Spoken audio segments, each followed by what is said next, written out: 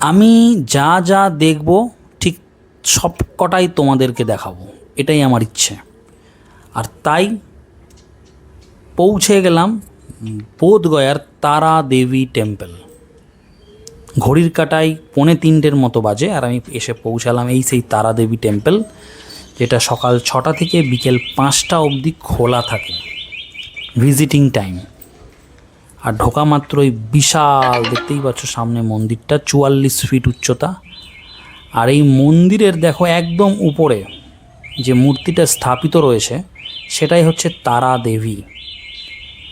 বুদ্ধিজমে এই তারা দেবীকে মায়ের মতো পূজা করা হয় এবং তারা বিশ্বাস করে এই তারা দেবী সকল সন্তানদেরকে রক্ষা করে অল টাইম। তো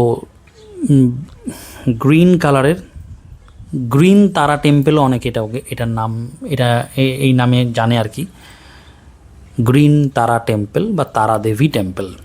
তো 44 ফিট টোটাল মন্দিরের উচ্চতা, আর মন্দিরের একদম টপে আছে সেই তারা দেবীর মূর্তি, 18 ফিট যার উচ্চতা। এই যে দেখতেই পাচ্ছ দলাই লামা। বুদ্ধিজম যারা ফলো করে তাদের কাছে উনি ভগবান। বিশাল একটা বড় মাপের প্রচারক এই বুদ্ধিজম বা এই বৌদ্ধ ধর্মের প্রচারক বলতে পারো আজকের ডেটে। তো ঢোকা মাত্রই মন্দিরের গ্রাউন্ড ফ্লোরে গৌতম বুদ্ধের একটা বিশাল গোল্ডেন কালারের স্ট্যাচু, খুব কিউট দেখতে ছিল এই গৌতম বুদ্ধটা, বাচ্চা একদম, খুবই কিউট।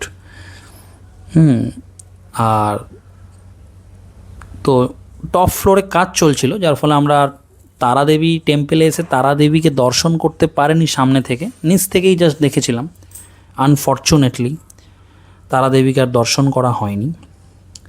মহাবোধি টেম্পল থেকে এই টেম্পেলের দূরত্ব মাত্র 2 কিলোমিটার। মাত্র 2 কিলোমিটার। যে টোটোওয়ালার সাথে আমি সকাল থেকে ঘুরছি বোধগয়া, উনি এনেছিলেন 1 বাই 1 ঘোরাচ্ছে সারাদিন ধরে। প্রচণ্ড গরম, তাই এখানে খুব ঠান্ডা ফিল করেছিলাম এই মন্দিরটাতে, তাই 1 ঘন্টার মতো প্রায় রেস্ট করেছিলাম এখানে দুপুরে। দারুণ লাগলো, কিন্তু আনফর্চুনেটলি তারা দেবীকে দর্শন করা হলো না সামনে থেকে, ওপরে কাজ চলাই। যাই হোক, নেক্সট টাইম কখনো এলে অবশ্যই দর্শন করব। গৌতম বুদ্ধে ওনাকে মা হিসেবে সম্বোধন করা হয় এবং উনি সমস্ত সন্তানকে প্রোটেক্ট করে। দারুণ দারুণ লাগলো, অসাধারণ।